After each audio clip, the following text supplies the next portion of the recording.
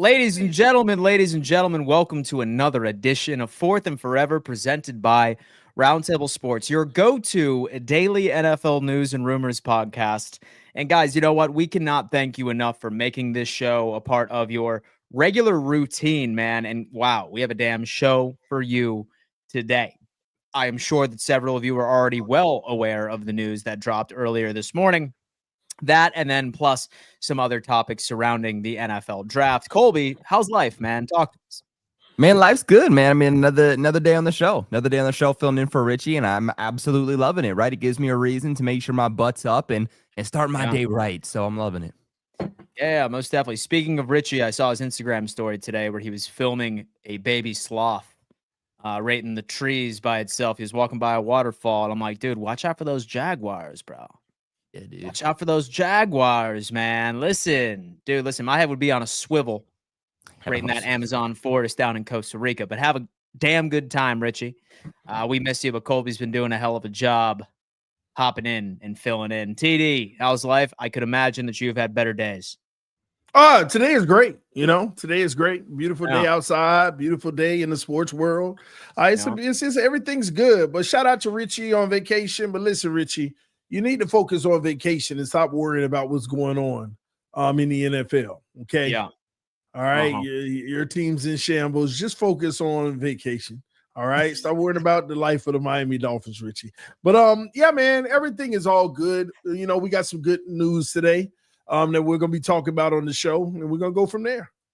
Some of the craziest coping mechanisms I think that I've seen in quite some time, right? Because today I planned the show, and then I titled it Jalen Ramsey Requests a Trade, and I'm already seeing Dolphins fans in the chat arguing over semantics, all right? I understand that this is a coping mechanism because you know that your team is going to win 5 games maximum with the crazy departures that you have seen so far this offseason.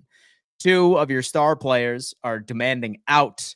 But you know what? Now it's funny because I feel like by week 7, there will not be a Tua believer on the face of the planet. However, I hate to start this episode out so hostile, if you will, but we do need to unpack it because the big news came in that Ramsey and the Phins are seeking a trade for CB1 over in Miami. TD, fill us in. What's the news on this, man? What's the insider scoop? Talk to us. I'm TD, Phins Talk, Miami Dolphins insider. Listen, here's the reality, okay? Well, actually, we're trying to sort out the reality. Chris Greer just had his 1 p.m. press conference today. Random, right? Yeah. And he basically answered a multitude of questions from the media about this and a whole bunch of other things. Me personally, I think there's problems brewing in the Miami Dolphins locker room. Major problems. He doesn't want to admit it. He doesn't have to admit it. But when you go on a podium and tell everyone it had nothing to do with money, Ramsey did not request the trade. And what else could it be? What else could it be? You tell me? Jalen Ramsey say he loves the defensive coordinator and would love to play for him again. That was in his exit interview pretty much with the media before when the season ended. I think I'm personally thinking that there's a problem between him and Mike McDaniel. He may not like the way Mike McDaniel does things and doesn't think that Mike McDaniel may be a leader. I can't speak for Ramsey, but please, can somebody find the other reason unless Chris Greer is flat out lying? Unless he's flat out lying. Now, when they ask him, is there rifts in the locker room? Are there bigger issues? The first thing he said is, well, I can't speak for other players, but I like to say, no, but that's just me. No, you don't preference it like that. There's some bigger issues going on in Miami, some things that certain players aren't liking. And when you lose Calais Campbell, who loved the Dolphins, to his first team, Armstead decides to retire, I think they just think that this is a poop show. And we're not headed anywhere soon. So they've agreed. Now, remember, he said, and for the record, Ramsey did not request the trade. They've been talking for weeks, him and his representatives, about some things, and it had nothing to do with money. Therefore, whatever Ramsey didn't like, They couldn't come to it. It was probably an ultimatum type situation, like him or me or something like that. I don't know. But it came to, we felt the best decision was to allow him to seek a trade. Because we couldn't, after having a good dialogue for 2 weeks, we decided that's what was best.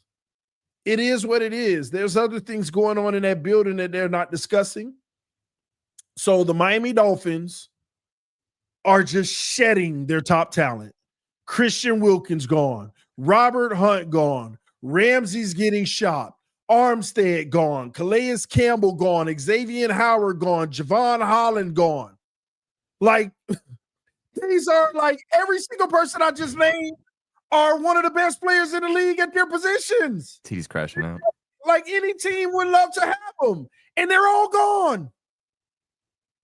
So the Miami Dolphins, man, our reality for the future does not look good. But this is a celebration, Dolphin fans, because I tried to explain to you all yesterday, this team doesn't look like they're going to be doing anything anytime soon. So the sooner we get to the reshift, the better. And this is a move towards the reshift. Now, that don't mean we ain't still better than the Jets and the Patriots. We're still I think you just listed like 5 different reasons on why that's exactly what that means. Two things to be true. We may be in shambles, but we still better than those 2 teams. And Buffalo's still coming down. But they probably edge us. What talent do you have left? So here's the deal, right? Like, that was a large narrative around the Buffalo Bills last year, right? Is that, oh my God, Buffalo's losing all their veteran talent. They're going to tank. But the situation in Miami is completely different. And let me tell you what it is. While I don't believe that they're outright going to announce that they're tanking this year, you're telling me, first off, right, that like you're deciding this with Jalen Ramsey right now, after free agency is already done, right? Yes, you have the draft. That's all like well and good. But now, according to reports, it sounds like that they're trying to get it done prior to the NFL draft. And prior to the NFL draft, the Miami Dolphins would be paying Jalen Ramsey $12 million just not to be on the roster at all and to play elsewhere. Their best bet, as far as some sort of financial salvage, at least in the short term, would wait to trade him until post June 1st. But I think the shot heard around the world is going to be, if they do elect to make a move by sometime next week, and say, for example, that they eat some of the cap, take on additional dead cap so that they can get the deal done, that is a sign that they are completely accepting their destiny and they are completely rebuilding this roster by itself. Because the smart financial move would be to wait until after June 1st. But if they decide to do this and take on an additional $29 million in dead cap this year just to rip the Band-Aid off, that's a shot heard around the world. And it's a ripple effect, too. Like, you should see Mike McDaniel. He should be making calls out to damn Kyle Shanahan immediately right now, being like, hey, like, what's your offensive coordinator position look like in 2026? Because he's out the door. Tua, like, for example, like, he should start sending out emails to CBS Sports and or NFL Network so that he could hop on Good Morning Football in 2026 at this point. Because it's clear that what they're doing, folks, is that it's a complete reshift. It's absolutely wild. Colby, thoughts on this overall situation? Yeah, I think you hit on it perfectly, Dan. I mean, Mike McDaniels is not going to be here much longer, right? That front office is not going to be here much longer. What they're doing is absolutely mind-boggling. And this is what makes me feel like, you know what, guys? Each and every single one of us on the screen right now, honestly, each and every single one of you watching right now has a real opportunity at being a front office person in the NFL, a GM, a head coach, because they're idiots like this who are running NFL teams. If you decided that you wanted to restart, retool, whatever you want to call it, that is a decision you have to fully buy into, and you have to start that as soon as the season ends. You can't start this rebuild, this retool, this next generation of your franchise when free agency's done, when the majority of free agents have been signed, several moves have been made, coaching staff moves have been made. You're less than 2 weeks away from the NFL draft. This is something that if you are going to do a philosophy that your organization is going to buy into, you do it the second your season is over. And the Miami Dolphins are just throwing things against the wall, hoping something's going to stick. They're trying to figure out their identity. They have no clue their direction. They have no clue where they're going. You're losing your star players. You're losing your key players. You're bringing guys in that you think, oh, well, maybe we can rejuvenate their career. Maybe we could get the best out of them. And it doesn't work for you. What they're doing makes absolutely no sense. And honestly, good for Jalen Ramsey getting out of that situation. Maybe he didn't request a trade, but he damn well should. And honestly, any star player on that team should also be requesting a trade. Jalen Waddle should be requesting a trade. But I look at Jalen Ramsey and honestly, look, he's a little pedestrian in coverage, but he's not bad. A 71.9 overall coverage grade this past season, ranked 39th out of a qualifying 222 cornerbacks. When targeted, quarterbacks had a passer rating of 93.5. He was allowing about 11.9 yards per reception, but an overall grade of 76.9. That ranked 16th out of 222 cornerbacks. Got to the quarterback too a little bit. I think that's an underrated part to Jalen Ramsey's game is that the cornerback blitzes, whatnot. Like he can put pressure on a quarterback and his run defense. I mean, he was one of the best run defenders at the cornerback position this past season. I mean, 85.7 overall grade. That is an elite PFF grade in stopping the run. That ranked 10th out of a qualifying 222 cornerbacks. And I agree with you too, Dan, from the standpoint of that contract. Like, if this is a move that you want to make because you want to get him off the books, if you're going to trade him and you're going to trade him now, you have to trade him as a post-June 1st designation. Then Miami would only be taking on $6.7 million in dead money while saving about $9.9 million in cap space. If they trade him pre-June 1st, they're taking on $25 million in dead money and losing $8.5 million in against the cap. Now, Jalen Ramsey's obviously, about 30, 31 years old too. So I think that's also going to bring down ultimately the value in which you're going to get. You're probably only going to get a second-round pick at best for him, probably more realistically a third-round pick. And, Miami, that team's identity used to be their offense, but now you have questions about your number one wide receiver. You don't have a starting left tackle in Armstead anymore. Obviously, too, his injury history is much of a concern. On the defensive side of things, you felt pretty confident if you were a Dolphins fan about what you had in the secondary. You had Javon Holland, who was a star. You had Jalen Ramsey, who could be your number one cornerback. You just had to address that pass rush. But now you're also dwindling down what you had in the secondary. So now you have questions all over your offense. You have questions in your secondary. You have questions in your pass rush.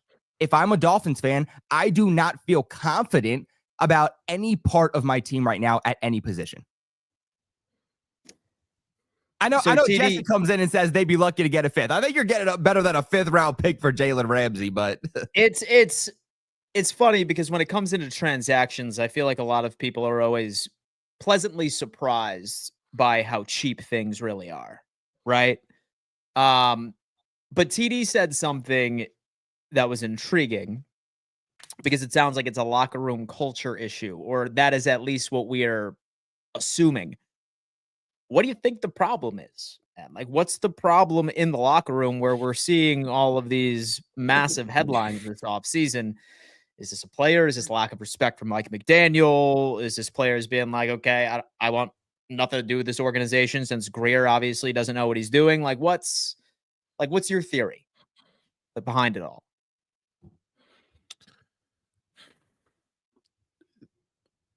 It's just a poop show, and players are seeing it unfold in front of their eyes. And let me tell you what I think it is. I think the money's drying up now. See, these players were all happy when they kept getting extensions and more guarantees, restructure, throwing them, signing the bonuses at them. And, just everything was happy. Everything was all good. Now the money's dried up. It ain't all good anymore. Teron's done. Calea's done. Now Ramsey's done. Tyreek got his, remember, but he'll be done because after this year, he has no more guarantees. So I think that's all that's happening here. Everybody played good, made it seem like a beautiful environment, and it's all good because they were overpaying everybody. And everybody else that was along for the ride that's not getting paid are just very happy to be here.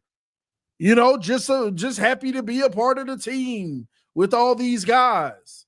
So I think that's what it is. They tried to buy success. Now that the money's drying up on it, things are starting to, you know, come to fruition and hit the surface of what's really going on. It's just a mess, man. The Dolphins have no direction. I ain't gonna lie, Kobe's right. They don't, and you both of y'all right. They don't know what they're trying to do. And now they want to pivot to say, hey, we're gonna build through the draft. That's basically what he said in the press conference. We about to have Cam Smith and who is it? No, like Storm Duck and Cam Smith might be our starting corners. Patrick Paul, he basically said, yes, he's our left tackle one. He said that. Like, y'all don't understand that Cam Smith, no more holding his hand. He got to step up. Like, a whole bunch of guys that have already been on the roster that have been overlooked and proven that, oh, my gosh. Oh, my God. It's all right, TD. Look, we tried to warn you about this, right? We tried to say the Dolphins aren't good. We're trying to say the Dolphins are cooked, and you didn't believe us. Honestly, Mike McDaniels probably should have been gone a while ago because the fact that y'all can't beat a team over 500 says that you have no future. And I think that's why players don't want to play you. I think that's why you're having these struggles is because you know what? Great. Players are going to come here. They're not going to worry about taxes. They're going to love the weather. They're going to love their lives outside of football. September, October, those months are going to be great for them from a football standpoint. But as the season progresses, it's going to get worse and worse for them mentally. And they're going to understand that anytime they face a good team, they have absolutely no chance because of the coaching staff and how the team is being structured. And that if they ever want to have a shot at a Lombardi trophy or even just an opportunity in the playoffs, then being a part of Miami Dolphins is just not realistic. Now, Greer also said something interesting as well, because Tyreek Hill's name was brought up, and I find this interesting. And he basically laughed it off, and he said, yeah, if somebody wants to send over 2 first-round picks for Tyreek Hill. I'm going to start off with Colby on this one. Colby, is Tyreek Hill, would he go for 2 first-round picks?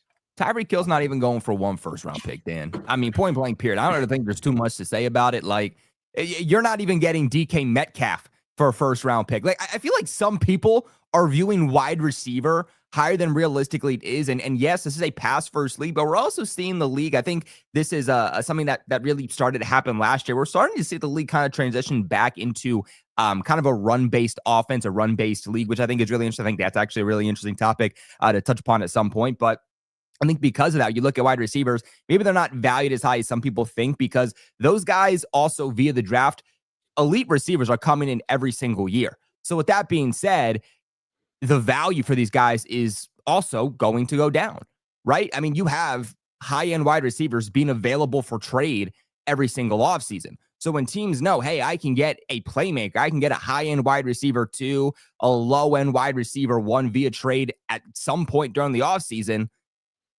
I don't need to go and give a first-round pick. I mean, when's the last time you saw a wide receiver go for a first-round draft pick? Think about it. Yeah. Like you would need to like have like a player like, so the Jay Jetta's like being up. Like he would probably go for like 2 firsts. I think a Jamar Chase would probably go for 2 firsts, but that's like more in like the youth category. I wonder if I can find a last Yeah, Tyreek Hill, best case scenario, a 2nd-round pick. Best case scenario, and that's a desperate team. Mm-hmm. Yeah. Like, and he's saying that to say we have no intention on trading Tyreek. He's here. Let me tell you what's also happening on that. I'm glad you mentioned that, Kobe. Here's what's really happening. He's up there standing looking like nobody noticed because he's coming out and doing his job. But he's on the podium looking defeated. Losing Ramsey wasn't part of the plan. Losing Calais Campbell wasn't part of the plan. Losing Armstead wasn't a part of the plan. That's why he has, we don't have any intention on trading Tyreek Hill. But if somebody wants to offer 2 first-round picks, you know, he's just like, he looks like a fish out of water. He looked like a dolphin out of water. And that's what it comes down to, man. Chris Greer knows, man, we're in trouble. And they asked about, is he rebuilding? Oh, that word hasn't even come up in the organization. We're just moving forward. Oh my God. He's trying to make sure that ticket sales are still somewhat reasonable for as long as possible. Oh my gosh. this is a train wreck day. The only thing that makes this day okay is just knowing we're still better than the Patriots in the Jets. Okay, I found it. By the way. Just for the record, the last time a wide receiver was traded for a first-round pick was 2018 with Amari Cooper. That's the last time it happened. That was the last time it happened? So what did you use right there? You use an AI assistant? No, but that probably would have helped me out a lot quicker. Dude, honestly, man, like when I'm looking for obscure stats, ChatGPT, it's perfect. Yeah, that probably would help me a lot quicker. I was like, when was the last time a left-handed wide receiver was selected between the 20th and the 40th sort of overall pick in the NFL draft? It's crazy. It's wild stuff. I'm looking at like some of the more recent players. I mean, Chase Claypool went for a second. Calvin Ridley went for a 3rd and 5th. Kadarius Toney 3rd and 6th. Emmanuel Sanders went for a 3rd and 6th. Mohamed Sanu a 2nd.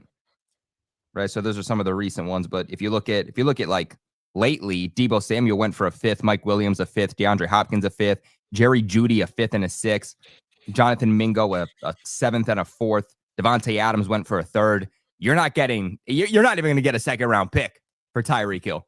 Be honest with you, you're getting the 3rd round pick at best. Oh man. We're gonna go ahead and Damon comes in and says, "Fire Chris Greer right now." Great segue into the next topic. Tony says, "Dan, back to the regularly scheduled programming." Well, fun fact: it's my good friend Tony wanted me to hug Bob yesterday, but now he wants a solid little. Damn, man. There you go, brother. There you go, man. You know what? Bipolar to Bob. Back to abusing. Yeah, back to abusing Bob right in the background, ladies and gentlemen. But hey, you know what? Often on this show, and even on the AFC East Roundtable, you typically hear, like Jalen Ramsey's washed. He doesn't have anything to bring to the table anymore. But now that he's likely off of the AFC East, there's no really a want to upset fans by saying this. So my question is, does he have anything to bring to the table? I'm not talking about elite level play like he was when he was like 26, 27 years old. Ramsey. Anyway, let's talk about potential fits and what teams you think might be interested in this corner. For me, I have a couple of teams that I think make a lot of sense, that I think that would be willing to take on this contract. Number one is the Las Vegas Raiders. So I think that this team is still desperately looking for some secondary assistance. I think this would make sense. I also think the Washington Commanders would also make a tad of sense as well. Another veteran placed into the secondary. I like that Dan Quinn connection. I really think that he'd be able to get a lot out of him. And then last but not least, I think a reunion with the LA Rams would also make sense. TD. Landing spots for Jalen Ramsey. Who do you think is going to be interested? Buffalo should be interested. No. But we're not going to trade in a division rival. Yeah. But there's a lot of teams that could be interested here. You got to go to a contender. Ramsey ain't trying to go to no peep squeak scrub team. You got to go somewhere where they could use the help. I'm going to tell you now, the Commanders may be an option for them. The Commanders could be a real good look for them. Be quite honest with you. I mean, it's a lot of teams, honestly, but the problem is in this draft, you have some corners in this draft, but none of them really locked down. Maybe one or two. But outside of the top 2 corners in this draft, none of them are really locked down that you can rely on to play at that level like Ramsey. You might get the Minnesota Vikings. Ramsey going to the Vikings, that could be a nice one as well. But I'm going to say my top teams, I'm going to go with the Commanders and the Vikings. I think that he worked wonders for both of those teams and help them get to that next level. Get to that next level in chat. Please sound off and let us know where you could see Jalen Ramsey landing. Colby, thoughts on this? Yeah, there's a few teams that I think make a ton of sense.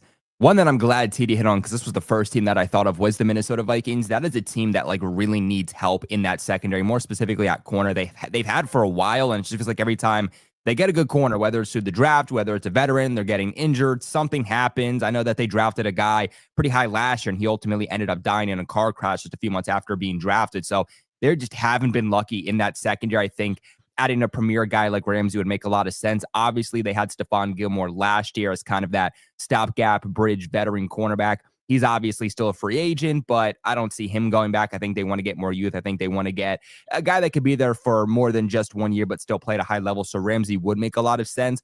Only thing with Minnesota is that they don't have a lot of draft picks. They have 4 total draft picks throughout the entire 2025 draft. Now, they could still make it work. They could trade back from 24, get like an extra second, maybe get a third, and they could then use that pick to trade for Ramsey. So it's not exactly unrealistic, but I do think that they're a team that maybe wants to keep some of those picks and get some more picks down the line so they can start building more of a younger, more youthful team. And then the Rams, I think, also make a ton of sense. They're another team that's really needed help in that secondary. They've added to that pass rush like Jared Verse, but now it's time for them to add in that secondary. They've tried to draft some guys. It hasn't necessarily worked out for them. They've been a team that's been very okay with giving up draft capital in the past. So I don't think that it's the most obscure idea that the Rams could potentially make a trade, especially because they're a team that, every single year is still going to the playoffs, no matter the turnover, no matter the adversity that they have. So I think they should really be bought into trying to win another Super Bowl right now, and adding a number 1 cornerback, I think, would really solidify that defense. Adding yet another CB1, who knows? Wow, man, a shot heard round the world in the NFL community of Ramsey being on the move. Man, you know what, guys? I've been seeing like a lot of crazy draft takes, and it makes sense, right? Because we are close, exactly a week or less than 2 weeks away. Next Thursday, we are going to be seeing these players walk across the stage. And now we are seeing that a wide receiver may not even be taken in the first 15 picks. It would be the first time in quite a long time since we have seen this.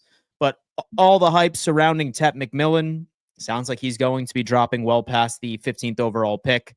Same thing with Matthew Golden. Same thing with Luther Burden. It's looking more and more like a lot of these players are going to be late first and or early seconds. TD, thoughts on this? Is this wide receiver class just not very good?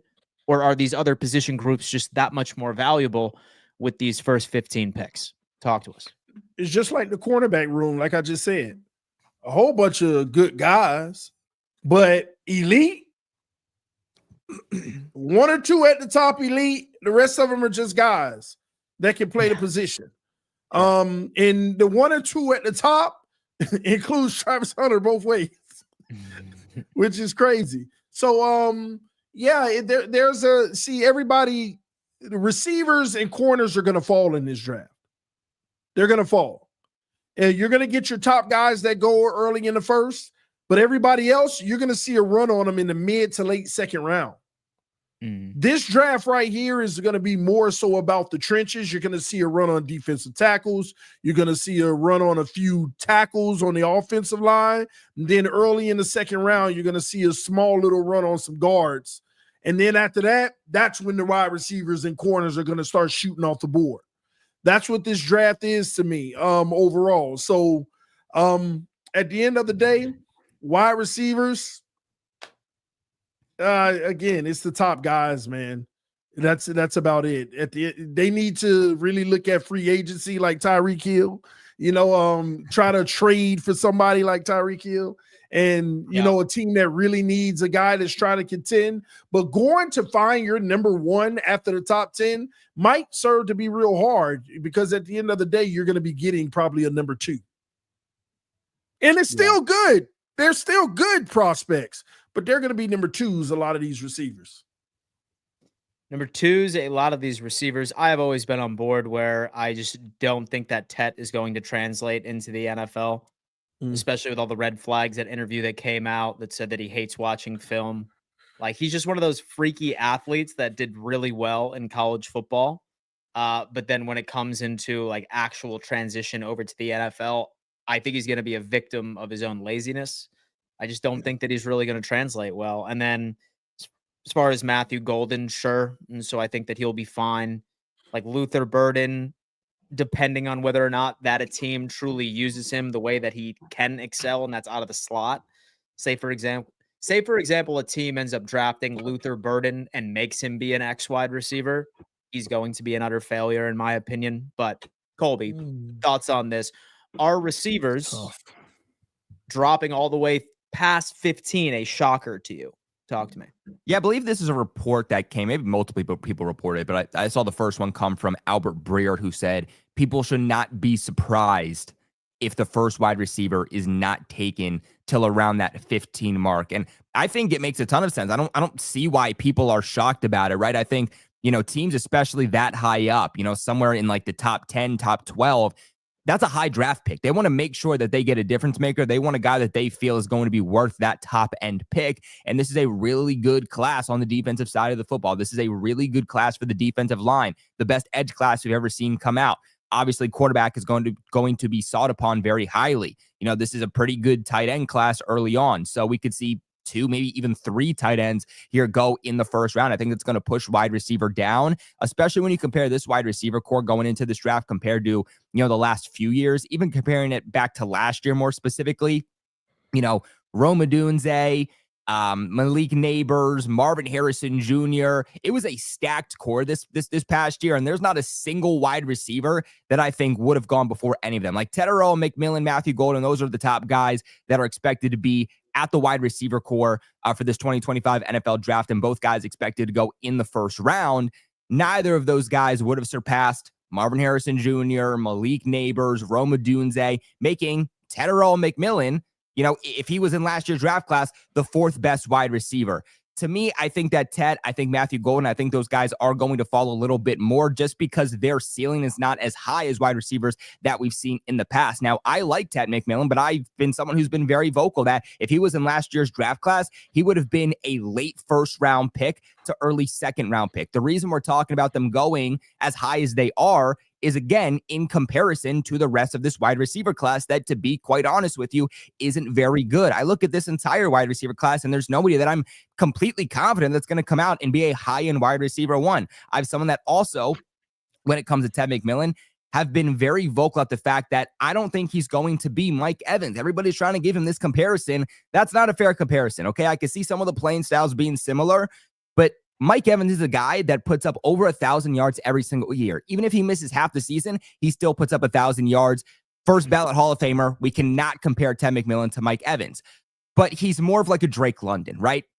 He's a guy that I could see putting up low-end 1,000 yards to high-end 900 yards every year. I think he'll be a low-end wide receiver 1 to a high-end wide receiver 2, but I don't think he's going to be this elite guy that's ever putting up 1,400 yards on the season.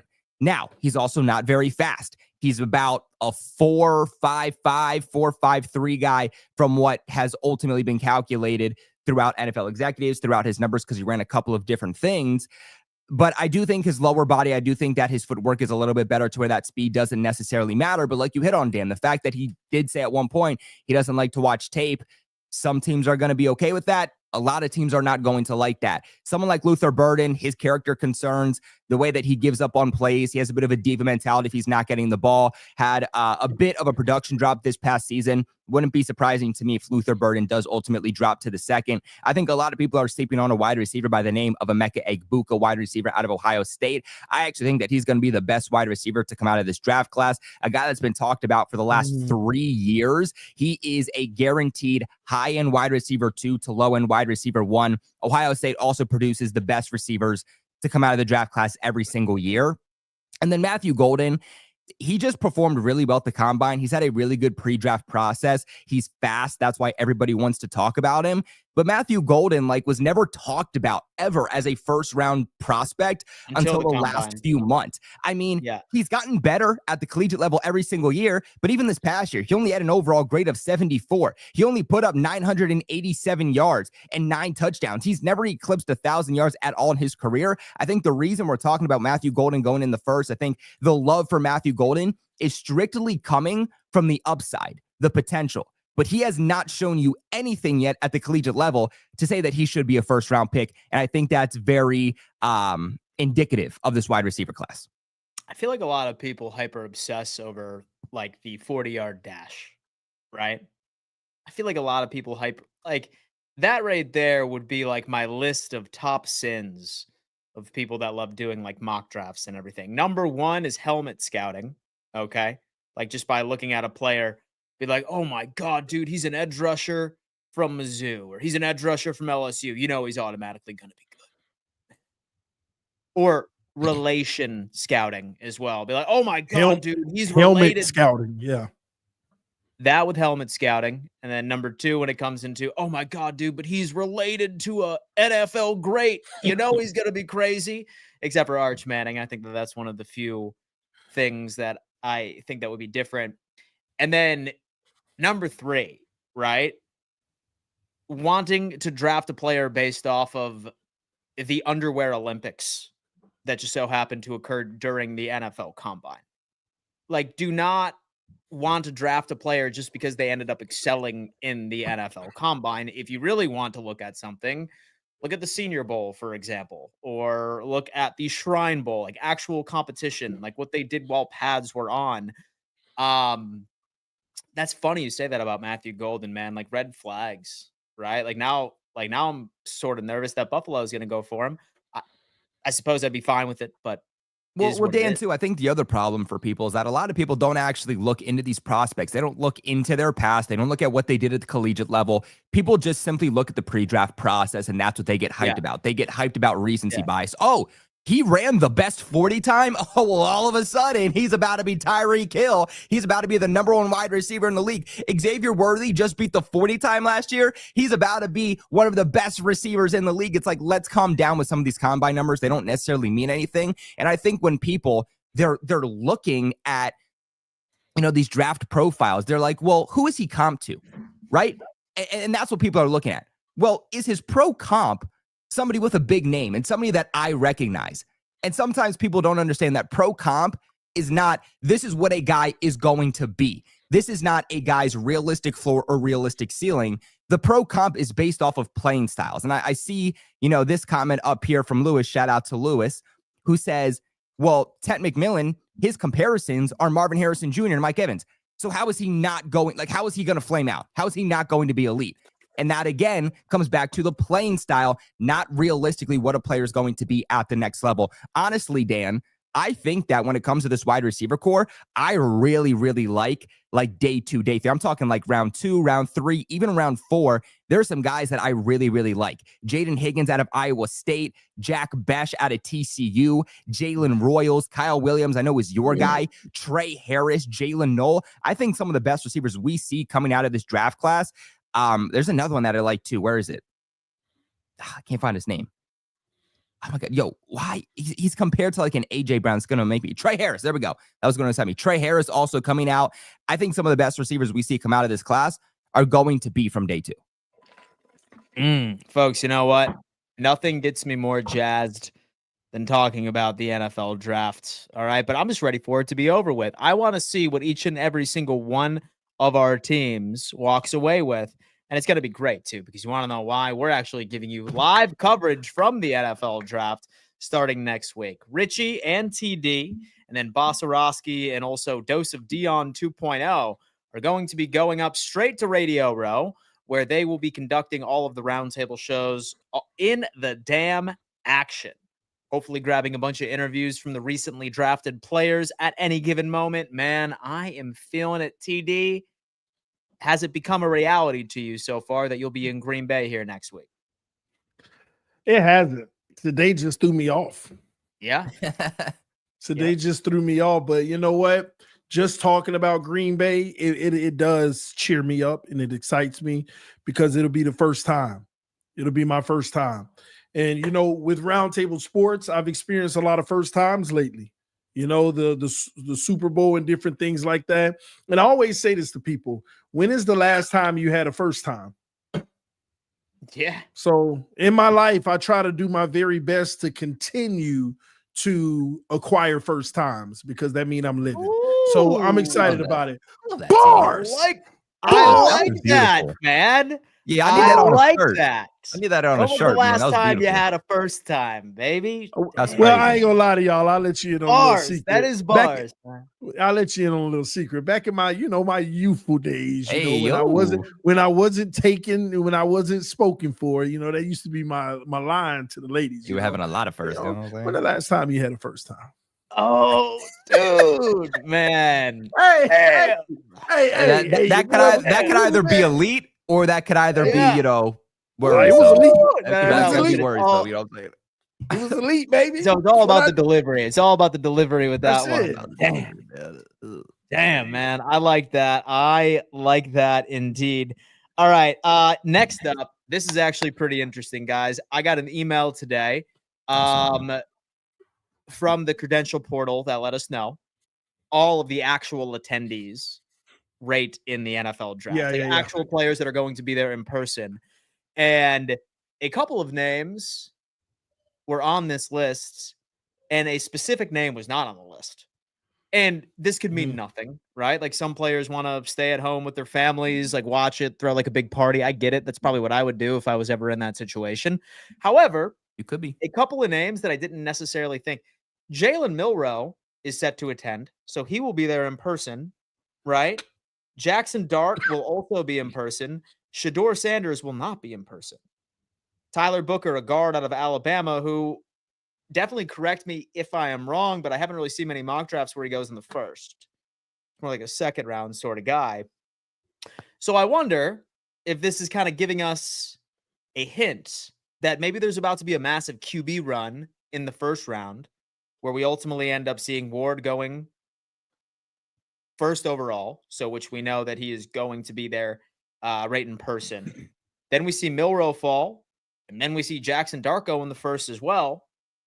And now I'm seeing a bunch of stuff that Tyler Shuck might shock the world and also go in the first round as well. Thoughts on this? Is this something we should read into based off of some of these other quarterbacks attending in person? Colby. No, I don't think so. This is not a good quarterback class. Now, I do think the conversation about Jalen Milroe is interesting. I thought he had some really good moments as a passer at his pro day at the combine. His hands also measured in bigger than what was expected. I think one of the biggest questions about him and his inconsistencies as a passer came down to the fact that he had smaller hands, but they checked in bigger. So who knows? Maybe it's not so much for an issue for teams as maybe originally thought, but he's also easily the most athletic quarterback in this class from a mobile standpoint, the best quarterback in this class. And I wonder if teams are going to get maybe a little bit of PTSD being like, hey, yo, in 2018, we all passed up on Lamar. Like, this guy was almost a second-round pick until the Ravens traded back in with the Eagles for the final pick of the day and made him a first-round pick. I wonder if teams are going to get a little bit of PTSD from that and be like, well, Jalen Milroe has some upside. I wonder if a team trades back in, one of the final picks of the first round, get that fifth-year option on him. I don't think that's unrealistic, but nonetheless, even if he's there for day two, like, you're going to see him on day two, one of the first picks in round two, and you're going to see him walk across the stage either way. But I don't think there's going to be this big run on quarterbacks all of a sudden. It's not a good quarterback class. I think teams understand that. Don't draft necessarily for need. Now, I think you have to draft best player available for your team, and those are two very different things, right? Because if you say, hey, my number one need is quarterback, I'm at pick 23, let's say, random, that's just a random number I put out there. Let's say I'm at pick 23, all the good quarterbacks are taken. I don't believe in Jackson Dart. I don't believe in Jalen Milroe, but I have a need at quarterback, so I'm going to take them. That's not what you do. You take the best player available at a need for your team. I like that. TD, should this attendee list tell us anything of a potential run on QBs in the first, Shedeur falling in the second? What do you got for us? When you say run on QBs, yeah, outside of Ward, yeah. So rather than the initially projected, it's a Cam Ward and Shedeur Sanders sort of first round, and the Milroes and the Darts of the world are going to fall into the second. Will there be 4 QBs selected in the first round based off of these gentlemen attending? Go ahead. No, that's crazy. Well, they're attending because they can show up day two as well. Yeah, there's not going to be a run, but there may be an extra. Dart might get in there. I don't see anybody else getting in there. That would be crazy if it did. It would leave people crazy. Unless their scouting was like, I'm telling you, this is the guy, like for one of those other guys, and everybody agrees, which would be crazy. That would be really shocking. But here's what I'll say. Shedeur isn't a shock that he's not going. I knew this 2 months ago because they had been said that he would be spending the draft with his family. regardless, before all this hype of going high and hype of going low even came. This was when a lot of people were arguing he was the first pick, where they already knew that he was going to be going to do the draft with his family. So there's not really much to read into it, but these quarterbacks showing up, there's too many quarterback needy teams, and that's why all of them feel good. You got about 4 to 5 quarterback needy teams, so they all feel good about it. But I mean, it doesn't tell you anything. Jackson Dart, if he's lucky, will get drafted in the first round. Damn.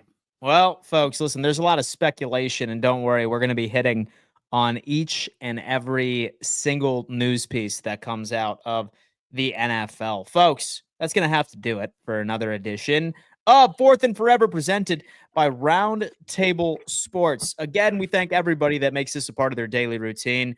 If you haven't smashed that like button for us, please consider doing so. It is a great way to show support. It also pays its dividends by introducing to other NFL fanatics that might want to be brought up to speed during this long and the arduous offseason that we have had to deal with. Colby, what do you got to say to the audience before we send them off? Hey, man, as always, I appreciate you guys for watching. We're always talking about, the 2025 NFL draft. It's right around the bend. I think everybody's getting their last-minute draft tide, trying to get in all their prospects. I say this every time. I'm going to continue to say it. Make sure you guys check out Draftaholics here on this YouTube channel for all of your NFL draft needs. Look at some of the top prospects. Look at some of our mock drafts. We'd greatly appreciate it. And for anybody that wants to show their boys some love, think about what's going on with the Patriots. Say, hey, you know what? That team, maybe they're on the rise with Mike Vrabel and Drake May. Make sure to check out the channel at Patriots Global. Damn. All right, TD, what do you got, man? Thank you so much for tuning in. Listen, man, tomorrow we back at it again. This is getting crazy this off season, man. But hey, the NFL, strong product right now, just drama everywhere, things happening all the time. And I love it. Fourth and Forever taking off. Y'all subscribe right now, hit that like button, and shout out to Kobe holding it down big time. My guy. Big times over here. It's big times. Folks, thank you so much for tuning in to another edition, Fourth and Forever. As always, we'll see you tomorrow, same time, same place.